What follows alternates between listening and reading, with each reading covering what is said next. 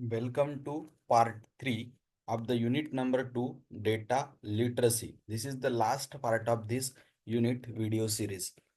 Features of data. Data features are the characteristics or properties of the data. They describe each piece of information in the data set. For example, in a table of student records, features could include things like the student's name, age, or grade.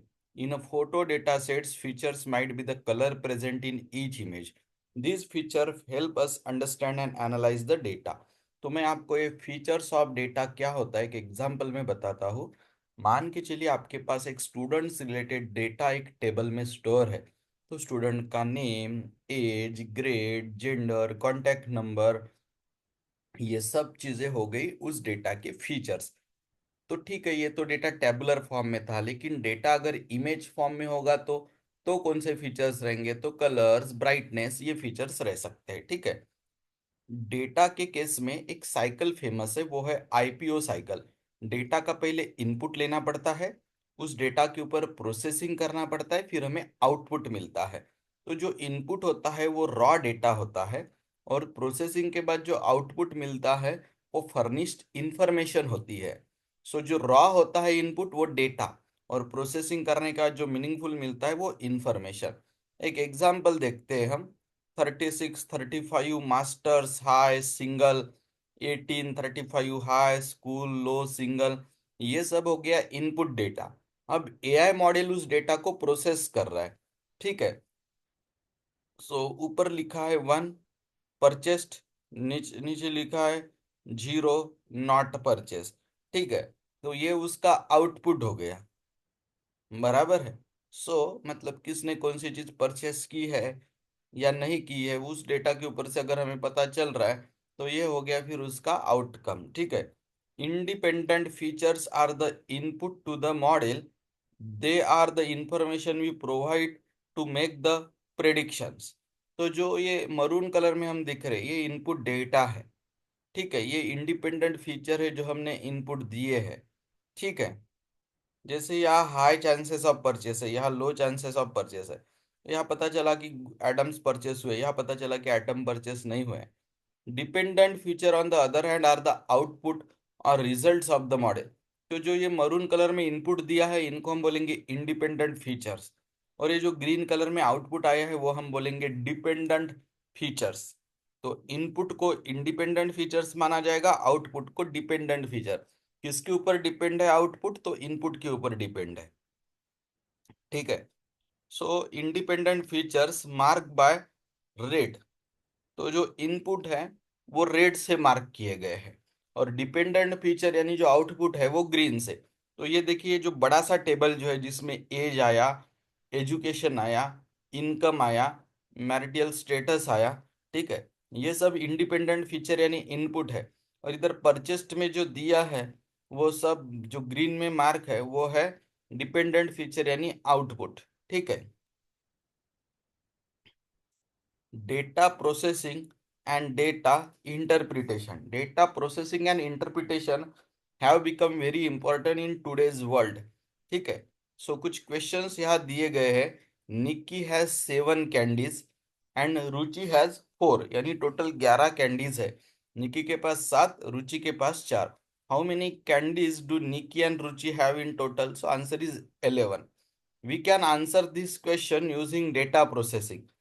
We should get more candies so that both Nikki's and Ruchi's have a equal number of candies. अब दोनों में in equal है, 11 candies है, और 3 candies अगर add कर देते हैं तो वो 14 बन जाते हैं। इन केस दैट 7 7 रह सकते हैं, right.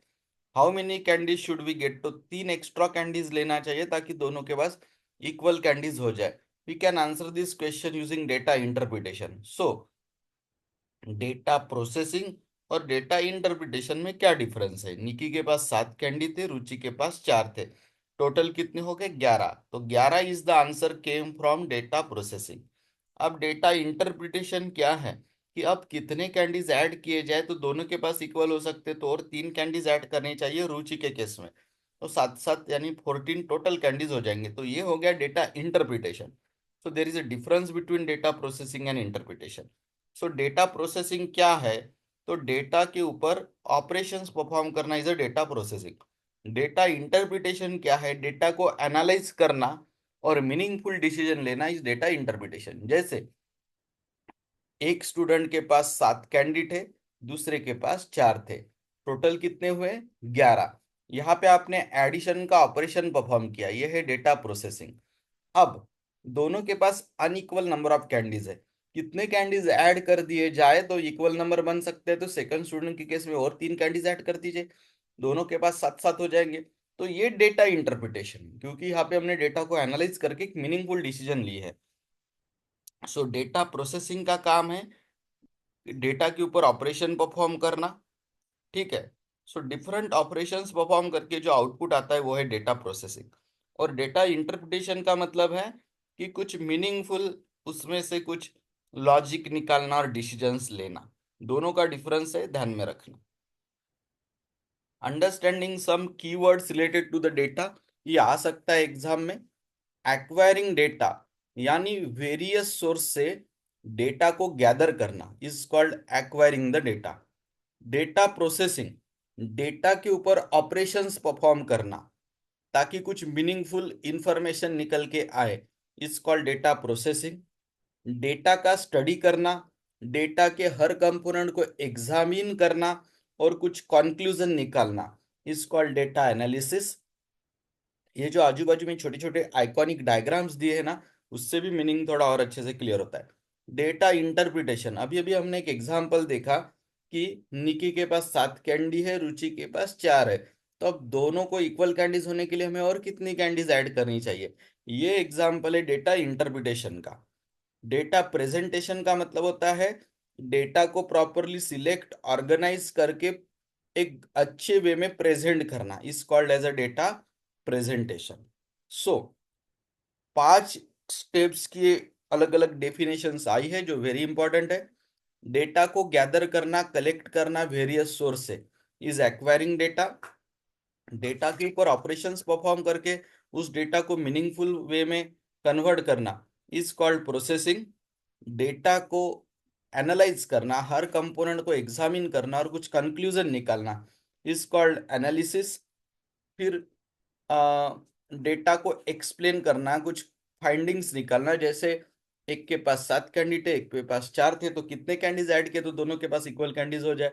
This is the example of data interpretation. और आखिरी में डेटा को एक मीनिंगफुल वे में ऑर्गेनाइज करके प्रेजेंट करना is called as a data presentations. Methods of data interpretation, अब ये डेटा इंटरप्रिट कैसे करना, उसके कुछ मेथड्स होते हैं।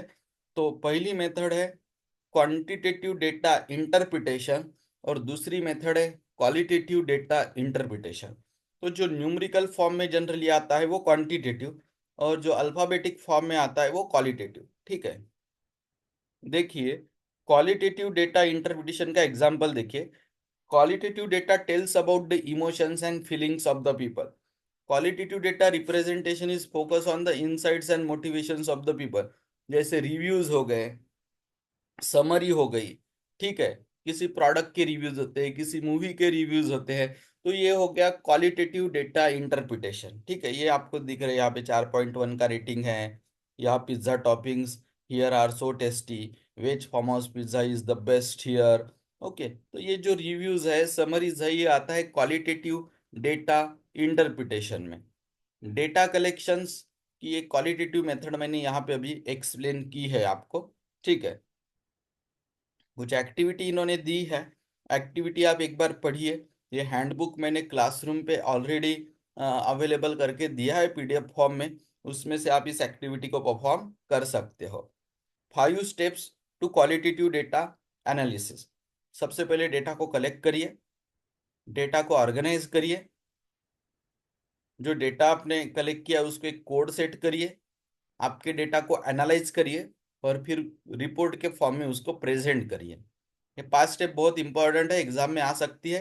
Collect data, organise, set a code to the data collected, analyse your data and report present that data. ये 5 steps होते हैं क्वालिटेटिव डेटा एनालिसिस के। ठीक है। अब क्वांटिटेटिव का मतलब होता है न्यूमेरिकल फॉर्म में। तो अब हम क्वांटिटेटिव डेटा इंटरप्रिटेशन की तरफ चलते हैं। क्वालिटेटिव तो हमने देखा है, रिव्यूज के फॉर्म में, फीडबैक के फॉर्म में, समरीज के फॉर्म में जो आता है वो क्वालिटेटिव। अब हम देखते हैं क्वांटिटेटिव। क्वालिटेटिव के केस में 5 स्टेप थे। डेटा को कलेक्ट करो,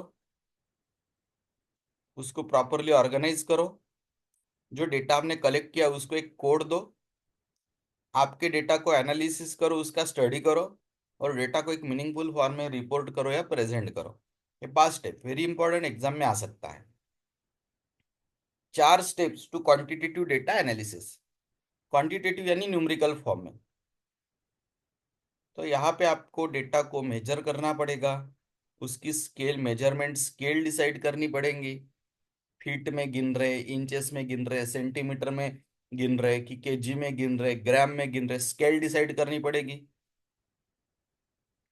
connect descriptive statistics with data, उसका डिस्क्रिप्शन लिखो, मेजरमेंट स्केल डिसाइड करो, और डेटा को अप्रोप्रिएट फॉर्मेट में रिप्रेजेंट करो। तो क्वांटिटेटिव डेटा एनालिसिस के 4 स्टेप है, ये भी एग्जाम में आ सकता है, mark it as a very IMP. Relate measurement scale with variable, connect descriptions, decide a measurement scale KG, millimetre, centimetre, kilo, represent data in appropriate format.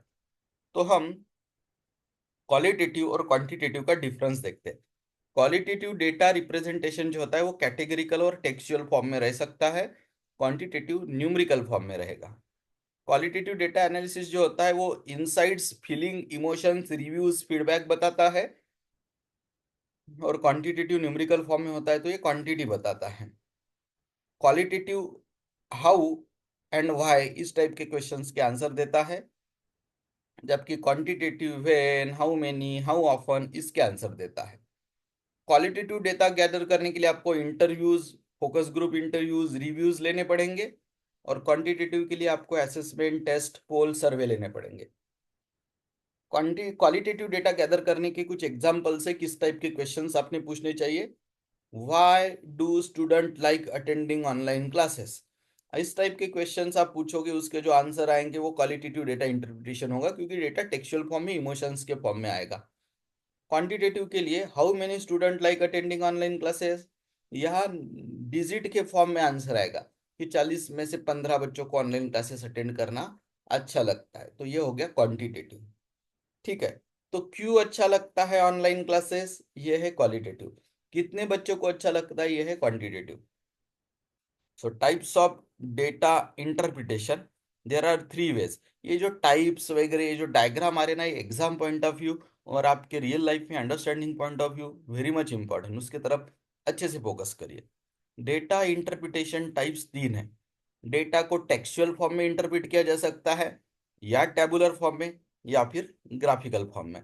Let's start with the textual example. ठीक है। जैसे यहाँ पे एक example देखो, more than 60% of the student scored more than 80% marks in Olympiad। आपके class में 40 बच्चे हैं, समझ के चलो, उसमें के मोर देन 60% यानी कितने, 24 या उससे ज्यादा। 40 बच्चों के 60% होता है 24 स्टूडेंट। तो ये स्टेटमेंट का मीनिंग क्या हुआ कि आपके क्लास में जो 40 बच्चे उसमें से 24 या उससे ज्यादा बच्चों ने ओलंपियाड में 80% से ज्यादा मार्क्स कवर किए हैं, स्कोर किए हैं। तो ये जो हो गया ना, ये हो गया टेक्सचुअल डेटा इंटरप्रिटेशन का एग्जाम्पल। ठीक है। ये लार्ज डेटा के लिए बिल्कुल भी अच्छा नहीं है। डेटा टेक्स्ट और पैराग्राफ के फॉर्म में आता है, और लार्ज सेट ऑफ डेटा के लिए अच्छा नहीं। सो टेक्सचुअल फॉर्म में आता है, स्मॉल अमाउंट ऑफ डेटा के लिए okay, large amount of data के लिए बिल्कुल ओके नहीं। ये है टैबुलर डेटा इंटरप्रिटेशन, ये सिस्टमैटिकली इस डेटा को स्टोर करता है, रोज और कॉलम के फॉर्म में आता है, बराबर है। इसमें डेटा के अलग अलग फीचर्स रहते हैं, जैसे year, salary, fuel, bonus, interest, taxes, etc. और ये तीसरा एग्जाम्पल है ग्राफिकल डेटा का। ग्राफिकल डेटा बहुत अच्छा होता है लार्ज अमाउंट ऑफ डेटा को रिप्रेजेंट करने के लिए।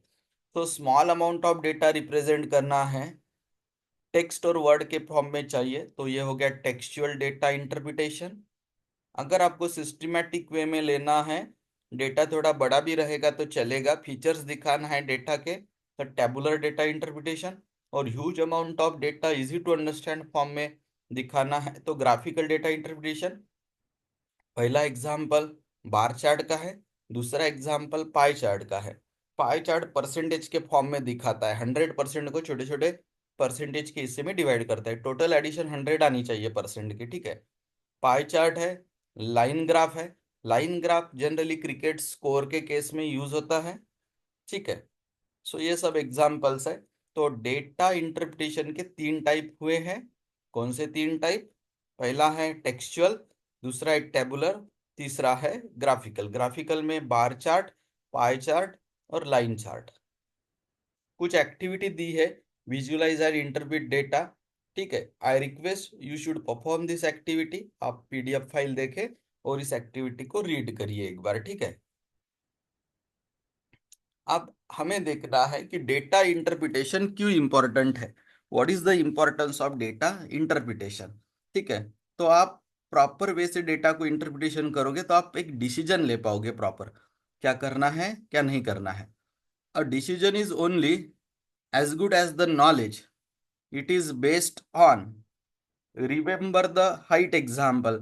Since the average height of student is known, school can custom design the chair and table according to the requirement of the class. देखिए ना, डेटा इंटरप्रिटेशन से हमें मदद कैसे मिलती है। जैसे कि स्कूल को 9th के सभी बच्चों की एक एवरेज हाइट पता है, ठीक है। तो स्कूल क्या कर सकेगा, आपके क्लास के लिए प्रॉपर हाइट का बेंचेस और चेयर्स खरीद मतलब टू टेबल एंड चेयर्स खरीद पाएंगे, राइट। रिड्यूस कॉस्ट, अब उनको नीड प्रॉपरली पता चली, बराबर है, उस हिसाब से उन्होंने फर्नीचर की ऑर्डर दी। हो सकता है आपके क्लास की एवरेज हाइट कम हो तो कम हाइट वाले टेबल और बेंचेस चेयर्स लग रहे हैं, तो शायद वो परचेसिंग कॉस्ट भी कम हो गई है ना, साइज के हिसाब से कम ज्यादा होती है ना प्राइस। सो ये सब चीजें, सो डिसीजन अच्छे से ले सकते हैं क्या हाइट के बेंचेस लेने चाहिए, चेयर्स लेनी चाहिए। अब रिक्वायरमेंट ऑलरेडी पता है, उस हिसाब से फिर कॉस्ट कम की जा सकती है, नीड्स आइडेंटिफाई किए जा सकते हैं। सो डेटा को आप इंटरप्रिट करोगे ना तो उसके बड़े बेनिफिट्स हैं। डिसीजन मेकिंग आसान होगी, कॉस्ट को रिड्यूस कर पाएंगे आप, नीड्स को समझना ज़्यादा आसान हो जाएगा। फिर से ये एक कुछ क्विज दिए हम देखते हैं। What are the basic building blocks of qualitative data. तो क्वालिटेटिव डेटा का मतलब होता है टेक्स्ट के फॉर्म में। तो यहाँ पे कैटेगरीज आंसर आना चाहिए, ठीक है। Which among this is not a type of data interpretation, ये इंटरप्रिटेशन नहीं है। Answer is D, quantitative data is numerical in nature, true. A bar graph is an example of graphical data. Relates to the manipulation of data to produce meaningful insights. इसका देखना पड़ेगा, हम देखते हैं। Manipulation of data to produce meaningful insights. Let me see.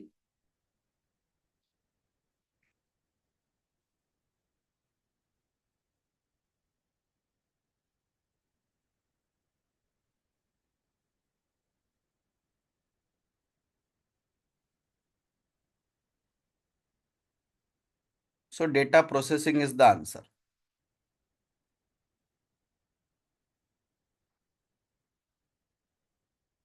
Data processing, चलो एक बार repeat करता हूं।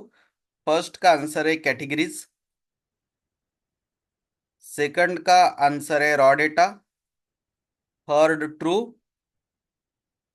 Fourth graphical, fifth data processing. ये जो पीडीएफ फाइल मैं यहाँ पे शो कर रहा हूँ, ये फाइल ऑलरेडी आपके गूगल क्लासरूम पे अपलोडेड है। आई विल ट्राई कि इसको व्हाट्सएप ग्रुप पे भी शेयर करो। 2.3 project interactive data dashboard and presentation. क्या करने वाले हम इस मॉड्यूल में? In this module you will reflect on your learning from the previous unit till learn.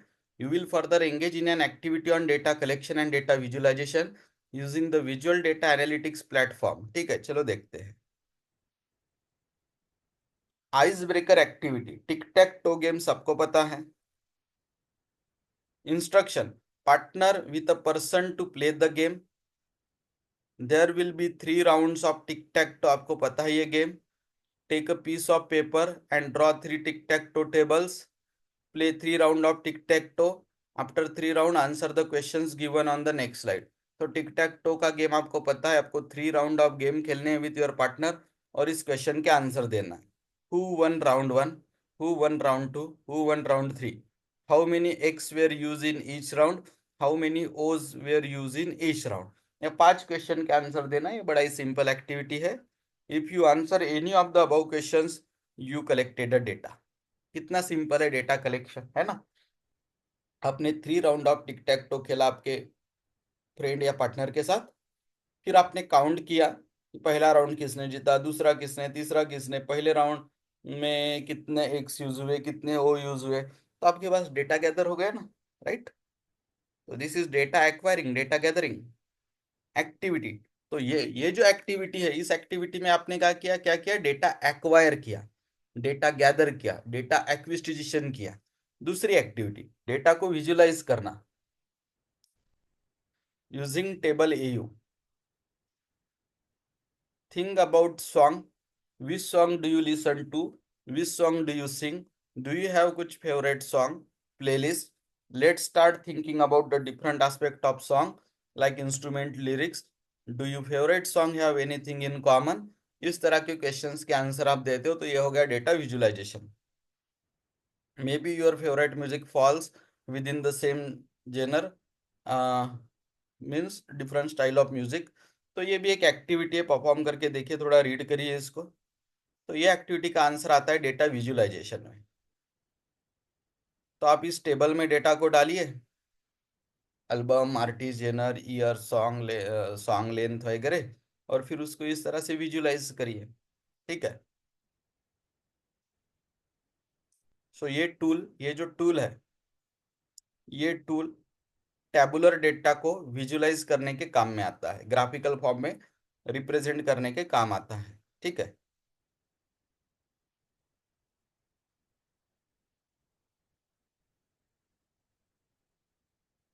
तो ये तो जस्ट, सो ये टूल का क्या यूज है एक बार समझा देता हूं मैं।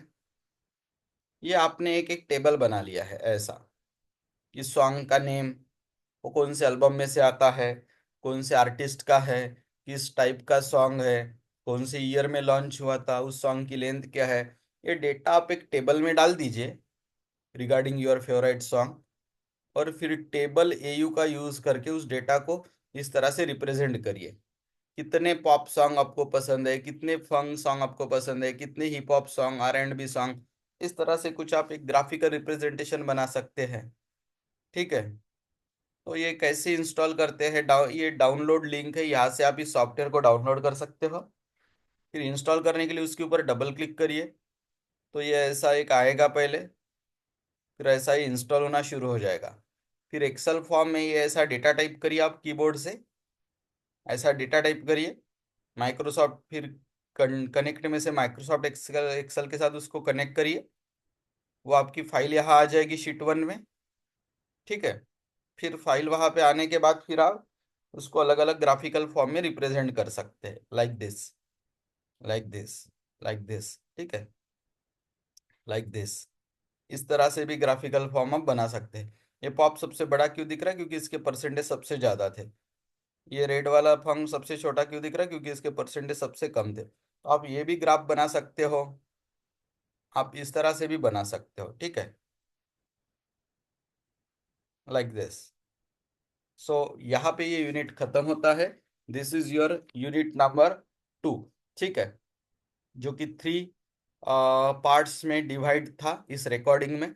अब मैं आपको एक इम्पॉर्टेंट चीज रिगार्डिंग योर सिलेबस बताना चाहता हूँ इसी वीडियो में, उसको आप ध्यान दीजिए। I am opening your Google classroom. Currently 26 students are added in it. ये आपका क्लासरूम है, इसमें क्या क्या स्टडी मटेरियल है देखिए। ये आपका टर्म 1 का सिलेबस है। इसमें देखिए सिलेबस 2 हिस्से में डिवाइड है। Part A employability skill, part be subject skill. तो पार्ट ए में कम्युनिकेशन स्किल, ये हमने 2 बार आपको कंप्यूटर लैब में सिखाया। कम्युनिकेशन स्किल पहले हमने सिखाया था, और फिर अभी जस्ट आपके एग्जाम शुरू होने के पहले रिवाइज करके दिया था कम्युनिकेशन स्किल्स। ठीक है। दूसरा है, तीसरा चैप्टर है ICT skills, RAM, ROM, memory, CPU, input device, output device. If you remember, ये भी हमने 2 बार लिया, पहले लिया था और अभी ये वैकेशन शुरू होने के पहले, एग्जाम शुरू होने के पहले हमने कंप्यूटर लैब में रिवाइज किया। फिर चौथा यूनिट है इंटरप्रेन्योरशिप स्किल। अगर आपको याद होगा तो कंप्यूटर लैब में मैंने आपको ये इस तरह से सिखाया था कि किस चीज को बिजनेस बोला जाता है, किस चीज को इंटरप्रेन्योर बोला जाता है। जो जैसे पेट्रोल पंप कोई डालता है, ये एग्जाम्पल दिया था मैंने, आपको याद होगा तो पेट्रोल पंप ये बिजनेस हो गया। लेकिन कोई इनोवेटिव आइडिया सोचता है, फ्लाइंग टैक्सी वगैरह, ये बिजनेस स्टेब्लिश नहीं है, ये कुछ इनोवेशन है, ये सोसाइटी के प्रॉब्लम सॉल्व करने के लिए, तो ये इंटरप्रेन्योरशिप हो गई। ठीक है। तो ये तीनों चैप्टर्स हमने प्रॉपरली ऑफलाइन क्लासेस में लिए हैं। रही बात एक्सरसाइज की, क्वेश्चन आंसर की, तो उसके सॉल्यूशंस पीडीएफ फॉर्म में गूगल क्लासरूम पे ऑलरेडी पोस्टेड है। अब आते हैं सब्जेक्ट स्किल रिलेटेड। तो AI reflection, AI project life cycle and AI ethics, ये वो टॉपिक है जहां से हमने आपका 9th ए का एआई सिखाना शुरू किया था। I will try my best कि इसका भी एक वीडियो रिकॉर्ड करके आपको दे दूं। और यूनिट नंबर 2 डेटा लिटरेसी, जो हमने कंप्यूटर लैब में लिया था और अभी इसका पूरा रिवीजन वीडियो आपको दिया है। ठीक है। गूगल क्लासरूम पे ये डेटा लिटरेसी के अंडर में आपको ये पीडीएफ फाइल और पूरे 3 वीडियो की सीरीज मिल जाएगी। ठीक है। यहाँ पे आपके एआई और एम्प्लॉयबिलिटी स्किल के बुक है, और यहाँ एआई और एम्प्लॉयबिलिटी स्किल के सॉल्यूशंस है, उसके पीडीएफ आंसर्स है। Okay, so everything is available here. Best of luck for your exam. Do prepare in a proper manner. Thank you.